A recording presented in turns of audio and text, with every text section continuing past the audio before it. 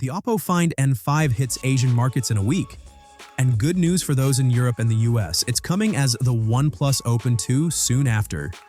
We've got our hands on tons of stuff that reveals all the hidden specs of these phones. Oppo and OnePlus are really pushing how slim this foldable is. But the big question, is it really worth all the hype?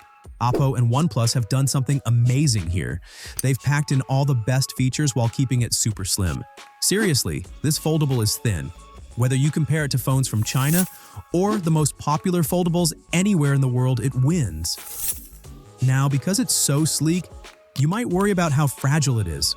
OnePlus and Oppo are using a similar aluminum frame and button placement from the last model, but check this out. It's tough. This thing can handle 20 kilos of weight. They've also fixed the biggest problem from last time around.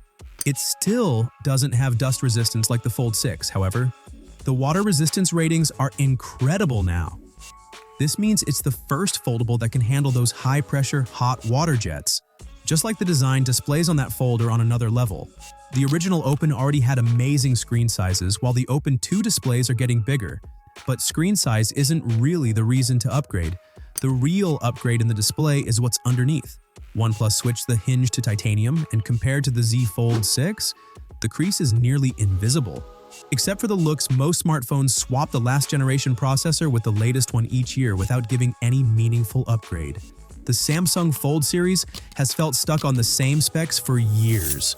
OnePlus didn't just make it slimmer, they massively boosted the battery and wired charging, and finally added wireless charging. Inside, the OnePlus Open Two has the fastest Android processor around, with 16 gigs of RAM, which is more than enough for any situation. And if you ever find yourself with no network, the top-end model even has satellite connectivity.